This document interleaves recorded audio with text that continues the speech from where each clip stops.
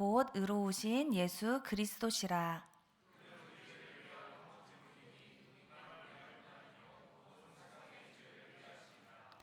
우리가 그의 계명을 지키면 이로써 우리가 그를 아는 줄로 알 것이요.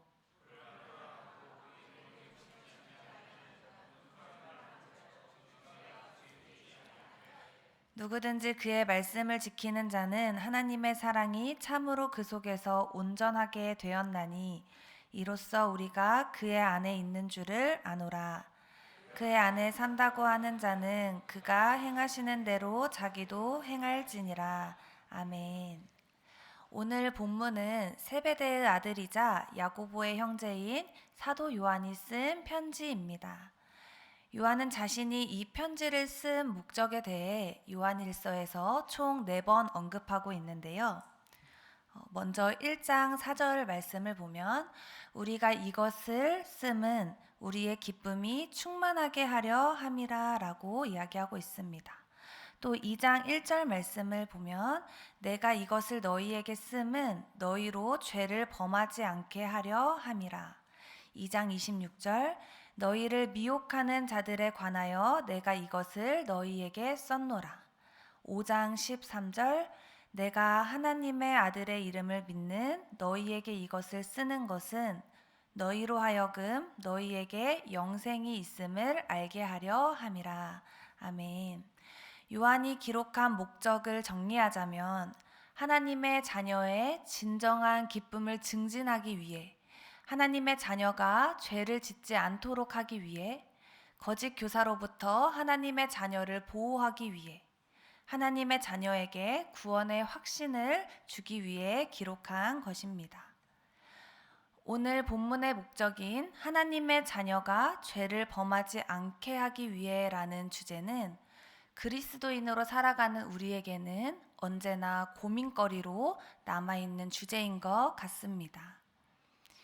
예수님을 알고 예수님을 믿는 우리, 예수님을 사랑하고 그의 뜻대로 살려고 하지만 틈날 때마다 우리의 생각과 말과 행동으로 나타나는 죄성과 그 열매들이 있습니다. 이것은 우리를 거룩하고 사랑받는 하나님의 자녀로 살아가는 그 힘을 잃게 만들고 주님으로부터 멀어지게까지 합니다.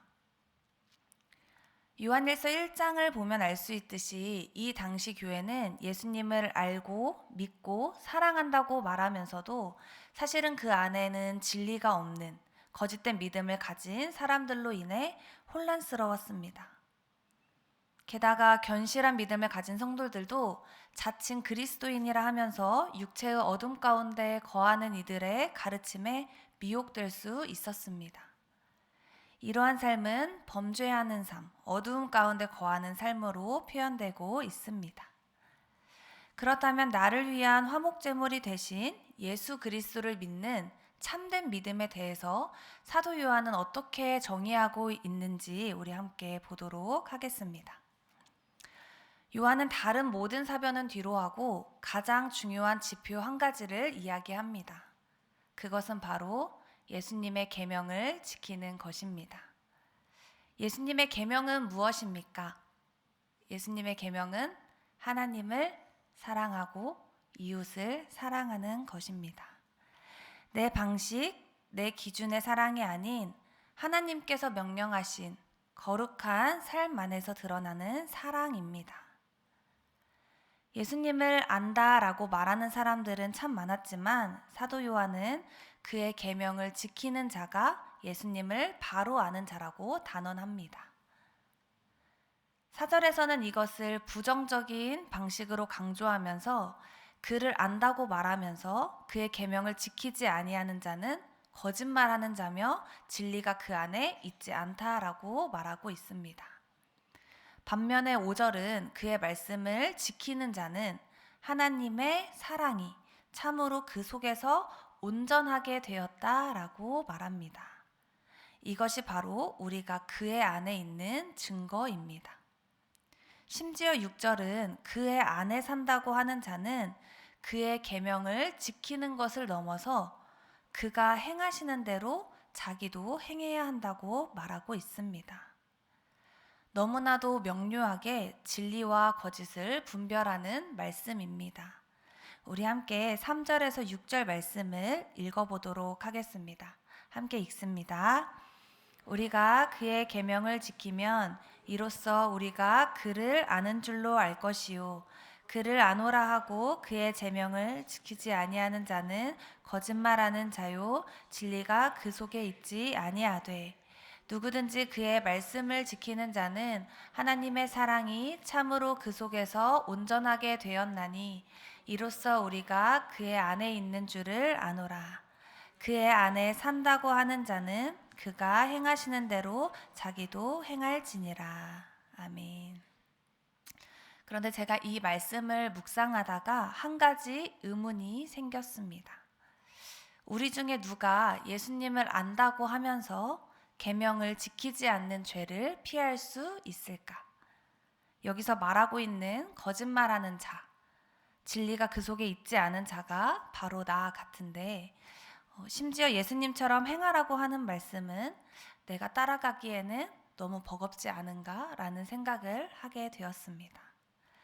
그러나 이 3절에서 6절의 근거가 되는 1절과 2절을 말씀을 다시 묵상하면서 이에 대한 답을 발견하게 되었습니다.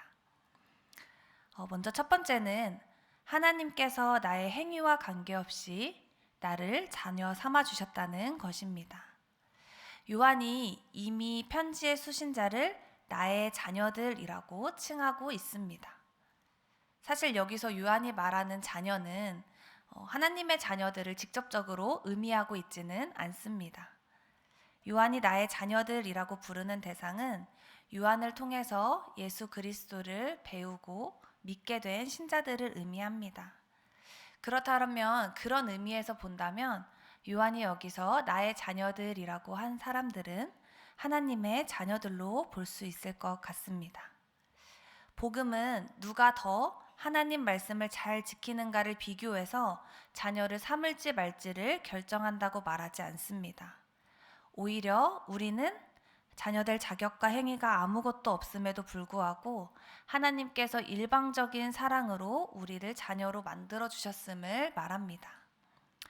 자녀라는 단어는 반드시 아버지와의 관계를 전제하고 있습니다.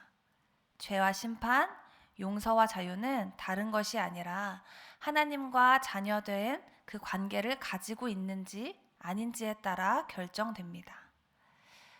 사역자로 부르심을 받고 하나님의 말씀을 전하며 살아가고 있는 저희지만 하나님 앞에서 부끄러울 때가 너무나도 많습니다. 나는 하나님의 자녀라고 당당하게 말을 하면 좋겠지만 그렇게 당당하게 말 못할 것 같은 때가 있습니다. 그러나 그럴 때는 항상 내가 바라보는 나의 모습을 더 중요하게 생각했던 것 같습니다. 하지만 저의 부르심과 하나님의 자녀됨은 제가 완전해서가 아니라 부르신 분이 완전하시기 때문에 오늘도 견고합니다. 하나님의 자녀됨은 그런 것입니다. 이미 하나님께서 나를 자녀라 불러주시기에 부족하고 연약할 뿐만 아니라 완악한 우리가 다시 아버지의 품으로 돌아올 수 있는 것입니다. 제가 발견한 두 번째는 예수님께서 오늘도 변함없이 나의 대언자가 되어주신다는 것입니다. 예수님께서 이루신 십자가의 대속은 딱 한 번 일어나는 일입니다. 화목제물로 자신을 드리신 사건이었습니다.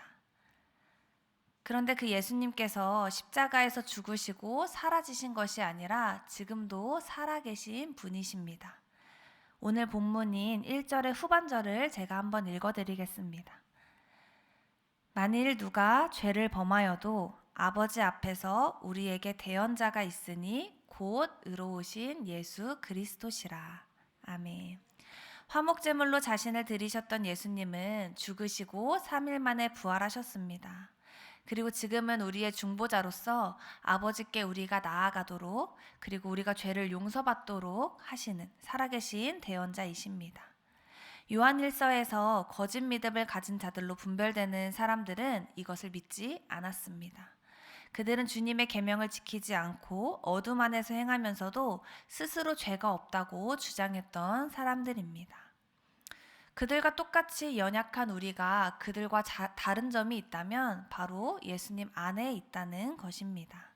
그리고 우리는 우리의 죄를 하나님 앞에 인정하고 대언자 되신 예수님을 의지하여 약속된 용서를 향하여 나아갈 수 있습니다. 세 번째로 이제 제가 또 발견한 것은 우리가 그의 계명을 지키며 살아갈 수 있게 만들어졌다는 사실입니다. 고린도후서 5장 17절은 이렇게 말하고 있습니다.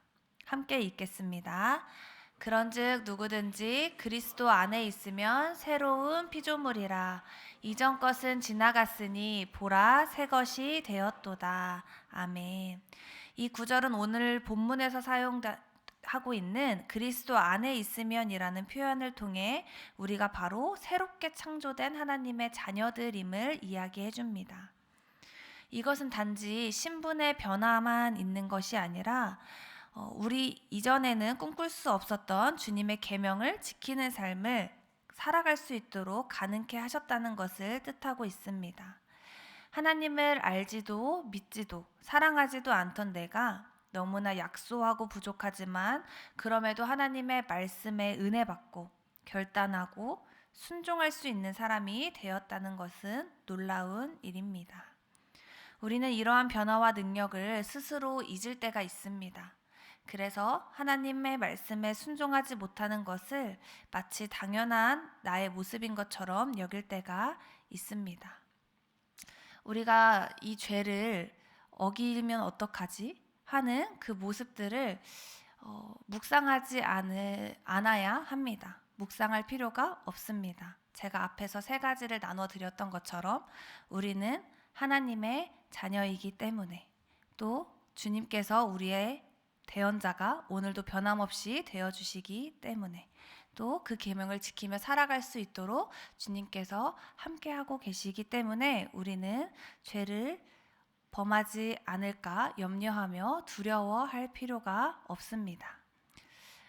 혹시 3일 후인 12월 18일이 역사적으로 무슨 날인지 알고 계신가요?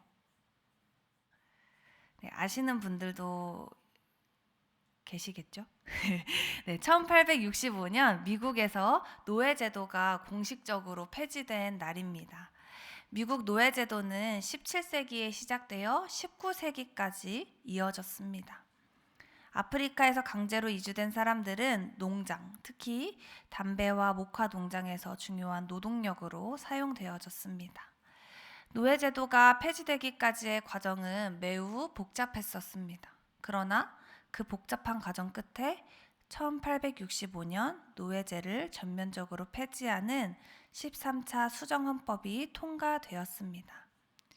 긴 시간 노예제도로 인하여서 어려움을 겪고 힘든 시간을 보냈다면 일반적으로는 미국 노예제도가 폐지된 후에는 노예였던 사람들이 자유를 찾아 떠났을 것 같지만 생각보다 많은 사람들이 이전의 모습 그대로 남아 있었다고 합니다. 죄의 노예였던 우리, 하나님께서 하나님의 자녀로 삼아 주셨습니다. 우리는 하나님의 자녀가 되고 성령께서 우리의 삶을 도우셔서 예수님의 계명을 지켜갈 수 있는 힘을 예수님이 주심에도 불구하고 여전히 죄인된 모습을 더 익숙하게 여기고 죄인된 모습으로 행할 때가 참 많아 보입니다. 이렇게 하나님의 자녀로서 그 모습을 잘 잇는 우리에게 오늘 말씀이 분명하게 말해주고 있는 한 가지가 있습니다. 우리의 순종의 힘은 두려움이 아니라 주님이 보이신 용서와 사랑이라는 사실을 말입니다. 우리는 보통 아이들이 잘못된 말과 행동을 하지 않게 하기 위해서 잘못했을 때 얼마나 크게 혼이 날 건지를 경고하곤 합니다. 잘못을 예방하기 위해서 두려움을 심어주는 것이죠. 그러나 사실 부모님을 사랑하고 부모님을 존중하고 부모님의 말씀을 잘 지키는 아이들을 보면 아이들이 그렇게 즐거워하며 지킬 수 있는 힘은 처벌에 대한 두려움이 아닌 부모님께로부터 받은 용서와 사랑에서 옴을 알 수 있습니다. 오늘 요한의 논리가 그와 같습니다. 요한은 이 편지를 받는 하나님의 자녀들이 죄를 지을 때 하나님의 진노와 그 심판이 얼마나 큰지, 얼마나 무서운지 그 이야기를 하고자 하는 것이 아니라 우리가 죄를 범한다 해도 우리에게 대언자, 즉 우리를 변호하시는 분이 계시다라는 것을 말해주고 있습니다. 그분은 단지 우리를 변호해 주실 뿐만 아니라 하나님과 우리를 화목하게 하는 화목 제물로서 자신의 생명을 들이셨고 우리뿐만 아니라 온 세상의 죄를 위하여 그렇게 하셨습니다. 예수 그리스도 의로운 우리의 대언자가 계시기에 하나님 앞에 떳떳한 것이 없는 우리가 당당하게 오늘 이 자리에 나와 하나님을 예배합니다. 그리고 넘어진 모습 그대로 주님 앞에 나와 다시 주님의 계명을 지키기로 결단하는 하나님의 자녀들로서 새로운 힘을 얻습니다. 따라서 오늘 요한이 말하는 죄를 짓지 않는 삶은 하나님께 받아들여지기 위해 불안해하고 두려워하며 순종하는 삶이 아니라 자기 생명을 내어주시면서까지 우리를 사랑하셨고 우리를 자녀 삼으셨기에 순종으로 나아가는 삶입니다. 이제 말씀을 맺겠습니다. 예수님을 알고 믿는 삶은 무엇을 뜻합니까? 예수님의 사랑을 알고 나를 계속해서 용서하시고 다시 일어날 힘을 주시는 그분을 믿는 것입니다. 그때 오늘 본문의 3절에서 6절에서 말하는 계명을 지키는 삶, 말씀을 지키는 삶, 주님의 뜻을 행하는 삶, 예수 그리스도를 닮아가는 삶을 살아갈 수 있습니다.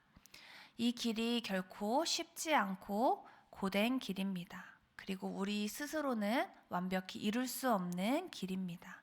그러나 우리를 하나님 아버지께로 인도하시는 예수 그리스도, 우리를 도우시는 성령님이 계시기에 우리의 연약함을 도우시는 성령님을 의지하여 주님과의 관계 안에서 주님의 말씀을 지키고 행하는, 순종하는 삶을 살아내는 우리 모두가 되기를 소망합니다.